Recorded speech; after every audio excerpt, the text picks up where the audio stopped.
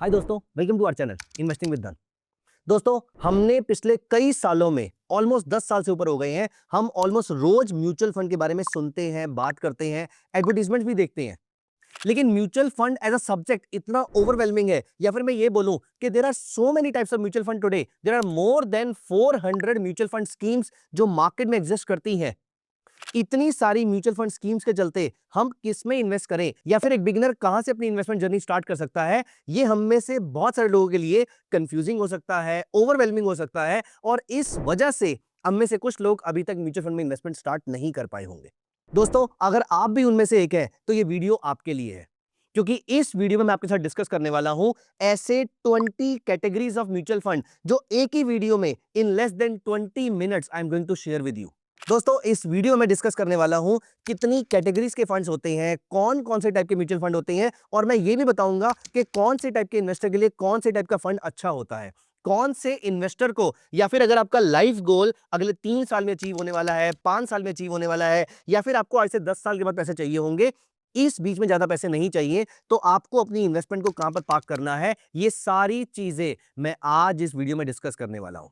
दोस्तों, mutual fund की आपकी जितनी भी इन्वेस्टमेंट है वो आप धन पे कर सकते हैं, और धन पे ये सारे फंड्स आपके लिए डायरेक्ट फॉर्म में अवेलेबल है, मतलब आपकी कोई कमीशन नहीं जाएगी, लेकिन आप डायरेक्टली एएमसी से ये फंड्स परचेज कर सकते हैं, और आप धन के प्लेटफॉर्म पे ही इनको डीमैट फॉर्म में भी होल्ड कर सकते हैं, क्योंकि डीमैट फॉर्म में होल्ड करने पर आपको एक एडेड एडवांटेज मिलती है कि आप इन फंड्स को प्लेस करके इसके अगेंस्ट ही मार्जिन लेकर इसको ट्रेड भी कर सकते हैं। इसका मतलब यह है कि आपको ट्रेडिंग के लिए, इन्वेस्टिंग के लिए अलग से पैसा लाने की जरूरत नहीं है। आप इसी म्यूचुअल फंड्स को, जो कि आपकी पैसिव इन्वेस्टमेंट है, आप इसी को ही प्लेज करके इसके अगेंस्ट ट्रेडिंग भी कर सकते हैं। ऑल्दो ये सबके लिए रिकमेंडेड नहीं होता, क्योंकि जिनकी रिस्क एपेटाइट लो है, मैं उनके लिए चीज को रिकमेंड नहीं करूंगा, लेकिन जो रिस्क को समझते हैं, जो अपनी रिस्क एपेटाइट को समझते हैं, whether they are risk averse और रिस्क सीकिंग, अगर आप ये सारी बातें जानते हैं, समझते हैं, तो फिर आप अपने डीमैट में रखे म्यूचुअल फंड्स को यूज कर सकते हैं ट्रेडिंग के लिए भी। दोस्तों, अगर आपने अभी तक धन ऐप डाउनलोड नहीं करी है तो अभी के अभी इसको डाउनलोड कर लीजिए, और हाँ, चैनल को सब्सक्राइब भी जरूर कर लीजिएगा, क्योंकि ये वीडियो एंड तक बहुत ही इंटरेस्टिंग होने वाला है। हम यहाँ पर डिस्कस करने वाले हैं वो सारे के सारे म्यूचुअल फंड्स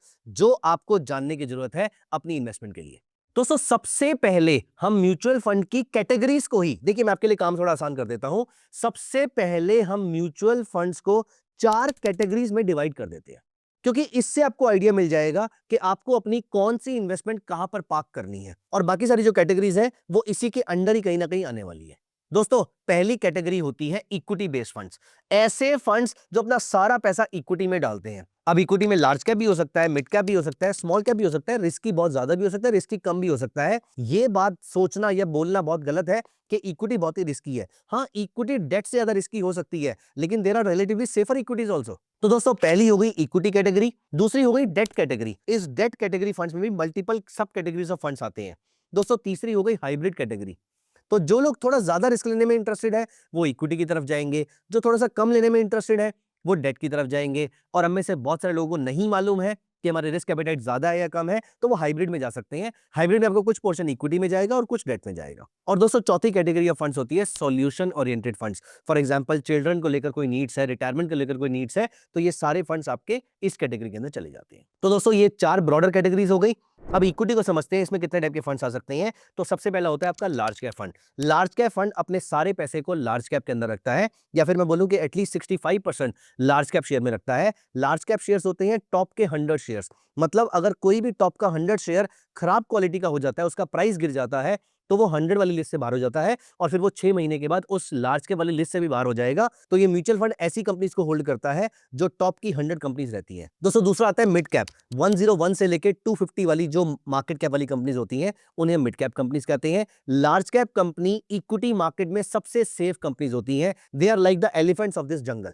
देन उसके बाद आपकी मिड कैप कंपनीज आती हैं। ये थोड़े से छोटे जानवर होते हैं, थोड़े से फास्ट भी होते हैं, थोड़े नोटोरियस भी हो सकते हैं। फॉर एग्जांपल, कैट्स हो सकती हैं, डॉग्स हो सकती हैं, लेकिन आने वाले टाइम के अंदर ऑफ कोर्स कैट्स और डॉग्स और जंगल के राजा नहीं बनते हैं। लेकिन कुछ कुछ कंपनीज आज इंडियन स्पेस में ऐसी भी है जो आज लार्ज कैप है, लेकिन कभी ना कभी वो मिड कैप हुआ करती थी, और ज्यादा पुरानी बात भी नहीं है, आज से 5-10 साल पहले ही वो मिड कैप कंपनीज हुआ करती थी। इसका मतलब मिड कैप कंपनीज बड़े होकर लार्ज कैप बन सकती है। एंड थर्ड कैटेगरी आपकी आती है स्मॉल कैप कंपनीज। तो 250 से नीचे वाली जितनी भी कंपनीज होती हैं in terms of market cap, वो सारी स्मॉल कैप कंपनीज होती हैं। तो ये छोटे छोटे से हमारे जंगल के वो छोटे छोटे से एनिमल्स हो गए जो आने वाले टाइम के अंदर मिड कैप बनने वाले हैं, और इनमें से कुछ कुछ कंपनीज तो लार्ज कैप भी बन सकती हैं अगर इनकी एक्स्ट्राऑर्डिनरी ग्रोथ रहती है। तो स्मॉल कैप कंपनीज में बहुत ज्यादा रिस्क होता है लेकिन आपको रिवॉर्ड भी बहुत ज्यादा मिलता है। मिड कैप में थोड़ा सा कम रिस्क होता है, स्मॉल कैप से रिवॉर्ड थोड़ा सा कम मिलता है, और लार्ज कैप में सबसे कम रिस्क होता है और सबसे कम रिवॉर्ड मिलता है। दोस्तों अगर आपको ये नहीं समझ में आता है कि इकोनॉमी की इस साइकिल में लार्ज कैप अच्छा चलेगा, मिड कैप अच्छा चलेगा या स्मॉल कैप अच्छा चलेगा, तो आपके लिए चौथी कैटेगरी का फंड है, वो है flexi cap fund. Flexi cap fund में जो फंड मैनेजर है वो खुद डिसाइड कर लेता है कि मार्केट का ओपिनियन क्या है, उसके बेसिस पे वो लार्ज कैप, मिड कैप और स्मॉल कैप में एलोकेशन कर देता है। उसके पास ये फ्लेक्सिबिलिटी होती है। दोस्तों इसी में अगली कैटेगरीज कौन सी होती हैं? एक होती है multi cap fund. Multi cap fund में भी अलग अलग कैटेगरीज होती हैं, लेकिन फ्लेक्सी कैप में फंड मैनेजर के पास फ्लेक्सिबिलिटी होती है। मल्टी कैप में हर एसेट क्लास में कम से कम 25% की एलोकेशन होनी ही चाहिए।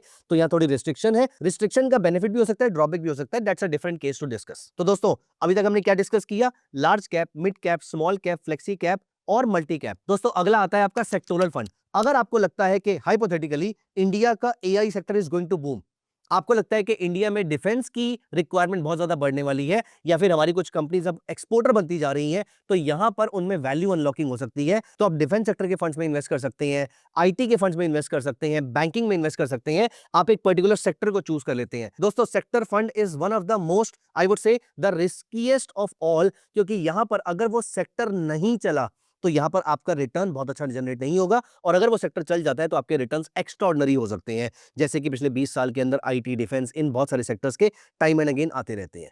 दोस्तों अगला होता है आपका ईएलएसएस। अगर आप टैक्स सेविंग करना चाहते हैं तो ELSS is the only go to place. आप यहां पर ईएलएसएस में इन्वेस्ट करेंगे, इक्विटी लिंक सेविंग स्कीम। अगर आपको ईएलएसएस के बारे में पूरी जानकारी चाहिए तो अभी रिसेंटली मैंने एक वीडियो करी थी जहां पर मैंने ईएलएसएस के बारे में सब कुछ डिस्कस किया था। उस वीडियो का लिंक आपको डिस्क्रिप्शन में मिल जाएगा, जाके जरूर चेक कीजिएगा। दोस्तों अगला होता है थीमेटिक फंड। थीम सेक्टर से छोटा होता है या थोड़ा सा अलग होता है। फॉर एग्जांपल आपको लगता है कि इलेक्ट्रिफिकेशन एक थीम है जो इंडिया में अगले 20 साल तक चल सकता है हाइपोथेटिकली।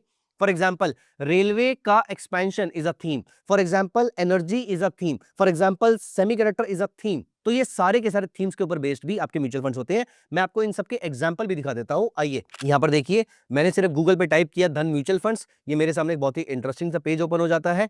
अब यहाँ पे देखिए, अगर आपको लार्ज कैप फंड चाहिए आप यहाँ से देख सकते हैं, mid cap, small cap, flexi cap, multi cap, blue chip, focused, ये सारी सब कैटेगरीज ऑफ फंड्स भी अवेलेबल है। ये सारे आप यहाँ पे आके देख सकते हैं, लेकिन ये सारे के सारे इक्विटी फंड्स हैं। दोस्तों हम अगली कैटेगरी में चलते हैं विच इज डेट फंड।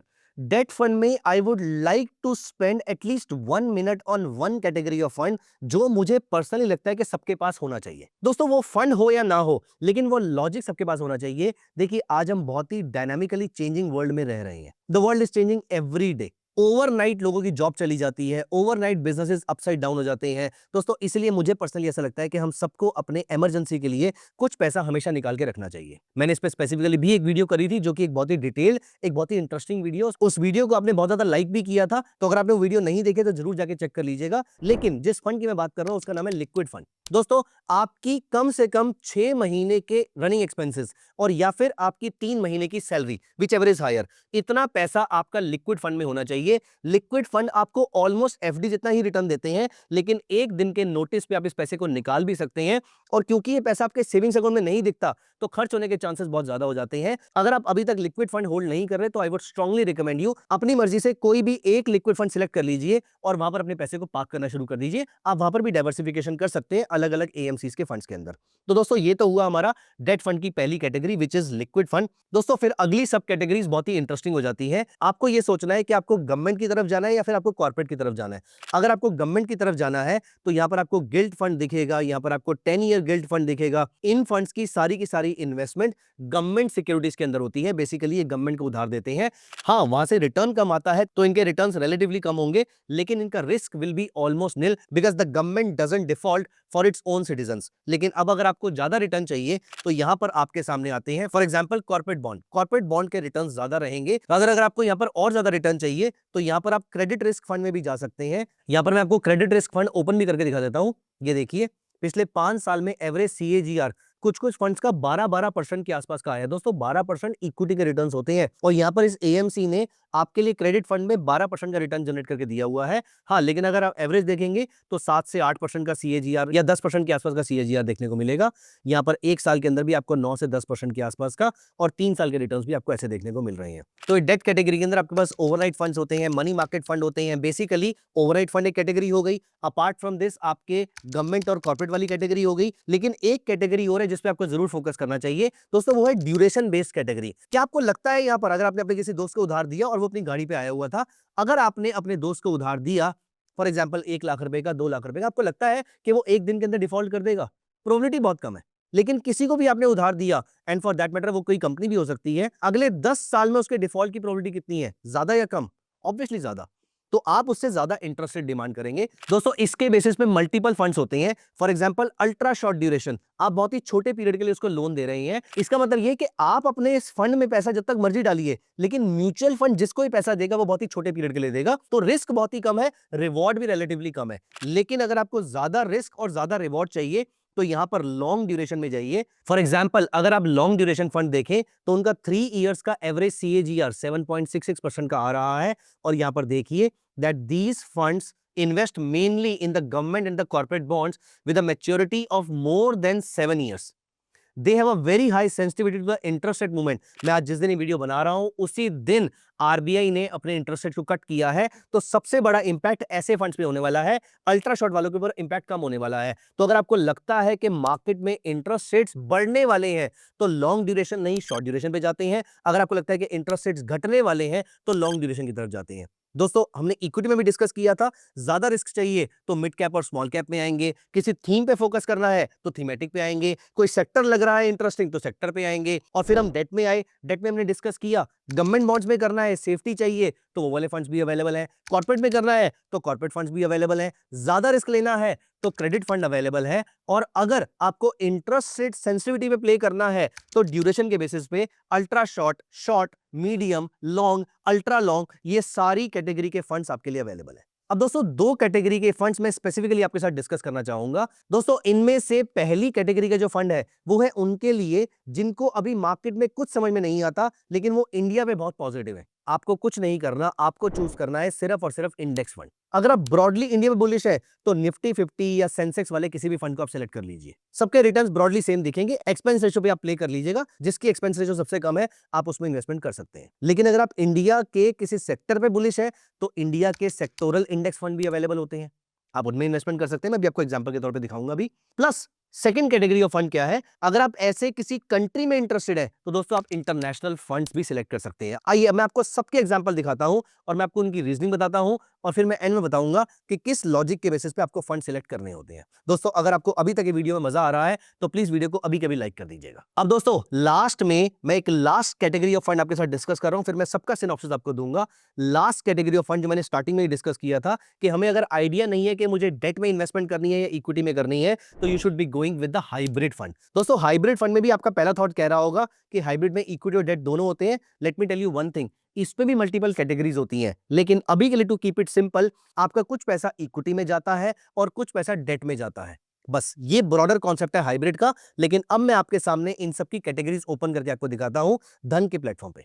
दोस्तों मैं धन के म्यूचुअल फंड सेक्शन में गया, इक्विटी पे क्लिक किया तो यहां पर आप देखिए आपको क्या क्या पता होना चाहिए फॉर श्योर। पहला लार्ज कैप फंड हमने डिस्कस कर लिया, दूसरा मिड कैप डिस्कस कर लिया, तीसरा स्मॉल कैप, चौथा फ्लेक्सी कैप, पांचवा मल्टी कैप, बाकी सब सब कैटेगरीज है। ब्लू चिप भी आपको समझ में आ जाएगा, फोकस भी समझ में आ जाएगा। 6th is sectoral fund, 7th is international fund and 8th is एक ऐसा फंड अगर आप डिविडेंड में इंटरेस्टेड हैं तो यहां पर आप 8th वाला डिविडेंड यील्ड फंड ले सकते हैं। ये आपको कैपिटल गेन हो सकता है उतना ज्यादा ना दे, लेकिन आपको डिविडेंड इनकम रेगुलरली प्रोवाइड करता रहेगा। This is a beautiful concept specially उन लोगों के लिए जो रिटायरमेंट के क्लोज है। अब दोस्तों अगर आप इक्विटी में रहना चाहते हैं और कम रिस्क लेना चाहते हैं तो लार्ज कैप, इक्विटी में थोड़ा ज्यादा रिस्क तो मिड कैप, इक्विटी में बहुत ज्यादा रिस्क तो स्मॉल कैप। अगर आपको इक्विटी में रहना है, रिस्क लेने को भी तैयार है, लेकिन समझ नहीं आ रहा कौन सा करना है, तो फ्लेक्सी कैप। लेकिन आप सब कुछ फंड मैनेजर पे भी छोड़ना नहीं चाहते हैं, तो मल्टी कैप। किसी सेक्टर में इंटरेस्टेड है तो सेक्टोरल फंड, किसी कंट्री में इंटरेस्टेड है या बाहर की सारी कंट्रीज में इंटरेस्टेड है तो इंटरनेशनल फंड, डिविडेंड में इंटरेस्टेड है तो डिविडेंड यील्ड फंड। तो ये 8 कैटेगरी फंड हो जाती है। अगला हम चलते हैं डेट फंड में। एक फंड जो मैंने आपसे खुद ही गुजारिश करी है कि ये फंड तो आपके पास होना ही चाहिए, विच इज लिक्विड फंड। तो पहला हो गया लिक्विड फंड, दूसरा हो गया कॉर्पोरेट फंड, तीसरा हो गया गवर्नमेंट फंड। तो ये 3 कैटेगरी हमारी और हो गई हैं। गवर्नमेंट बॉन्ड्स में इन्वेस्टमेंट करनी है तो गिल्ड फंड्स, इसकी भी कुछ कुछ कैटेगरीज होती हैं। कॉर्पोरेट में करनी है तो कॉर्पोरेट फंड, इसकी मल्टीपल कैटेगरीज हो सकती हैं। अगर इंटरेस्ट रेट सेंसिटिविटी के बेसिस पे करनी है तो low duration, medium duration, long duration, ऐसे मल्टीपल कैटेगरीज के फंड्स होते हैं। हमने 8 फंड्स इक्विटी में डिस्कस किए थे। 9वां फंड आपका लिक्विड फंड हो जाता है, 10वां आपका गिल्ट हो जाता है, 11th आपका कॉर्पोरेट हो जाता है, 12th आपका ड्यूरेशन के ऊपर बेस्ड 3 फंड्स मैंने आपको बताए हैं, लो, मीडियम और लॉन्ग। तो 11, 12, 13 ये 13 फंड्स हो जाते हैं। दोस्तों अब हम आते हैं हाइब्रिड फंड्स में। हाइब्रिड में आपको 3 कैटेगरीज पे मेन फोकस करना है। पहला है कि आप कंजर्वेटिव है या नहीं है, दूसरा है अगर आप एग्रेसिव तो नहीं है, और तीसरा हमें पता ही नहीं है। अगर आप कंजर्वेटिव है तो आपका 65% पैसा कम से कम डेट में जाएगा और 35% मैक्सिमम इक्विटी में जाएगा। एग्रेसिव है तो इसका उल्टा हो जाएगा और 50-50 के आसपास रहेगा बैलेंस के अंदर। तो दोस्तों हाइब्रिड के 3 मिला के आपके 16 फंड्स हो जाते हैं। तो दोस्तों हमने 8 फंड्स इक्विटी में डिस्कस किए हैं, 7 फंड्स हमने डेट में डिस्कस किए हैं, टोटल 15 फंड्स हो जाते हैं। और अब हमारे 3 फंड्स यहां पर हाइब्रिड में आ जाते हैं, तो टोटल 18 फंड्स हो जाते हैं हमारे, जहां पर कंजर्वेटिव हाइब्रिड, एग्रेसिव हाइब्रिड और बैलेंस्ड अप्रोच तीनों की हमने रीजनिंग डिस्कस कर ली है। तो ये आपके 18 फंड्स हो जाते हैं। दोस्तों एक फंड जो आपके लिए समझना जरूरी है वो है इंडेक्स फंड, और एक लास्ट फंड जो समझना जरूरी है वो है ईएलएसएस, अगर आपको टैक्स बचाना है। अब दोस्तों एक लास्ट स्टेटमेंट जो मैंने आपको स्टार्टिंग में भी ये बात बोली थी कि आपकी एज के बेसिस पे या आपके गोल के बेसिस पे आप कैसे डिसाइड कर सकते हैं कि आपको कौन से फंड्स में इन्वेस्टमेंट करनी चाहिए। तो ब्रॉडली दोस्तों इक्विटी और डेट को अगर हमें सेग्रीगेट करना है, अगर आपका लाइफ गोल जो आपने अचीव करना है, अगर आपका जो गोल है, चाहे वो छोटा गोल है, बड़ा गोल है, लाइफ गोल है,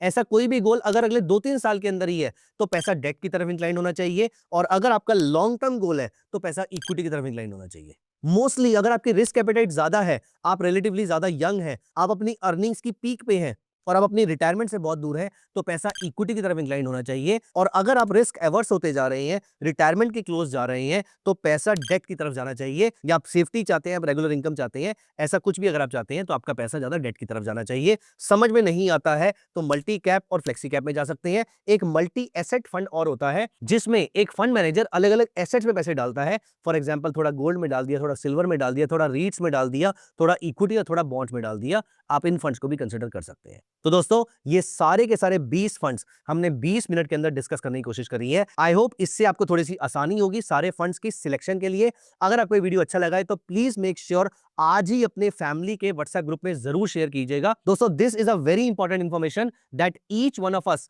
and each one of our family members need to know. दोस्तों म्यूचुअल फंड की सारी इन्वेस्टमेंट आप धन ऐप से कर सकते हैं। धन ऐप अभी के अभी डाउनलोड कर लीजिए, चैनल को सब्सक्राइब कर लीजिए, और अगर आपको वीडियो अच्छी लगी है तो प्लीज मेक श्योर कि वीडियो को अभी के अभी लाइक कर दीजिएगा। अगर आपका म्यूचुअल फंड को लेकर कोई क्वेश्चन भी है तो कमेंट्स में डालिए, I will be very happy answering all your questions. दोस्तों जिस तरीके से हम यहां पर म्यूचुअल फंड को स्क्रीन कर रहे हैं, वैसे ही धन के स्कैनेक्स टर्मिनल पे आप स्टॉक्स को भी स्क्रीन कर सकते हैं। तो scanex.trade पे आज विजिट कीजिए और वहां पे अपने लिए अच्छे स्टॉक्स का सिलेक्शन भी कीजिए। मिलते हैं अगली वीडियो में। Bye bye, take care of yourself. Investments in the securities market are subject to market risk. Read all the related documents carefully before investing.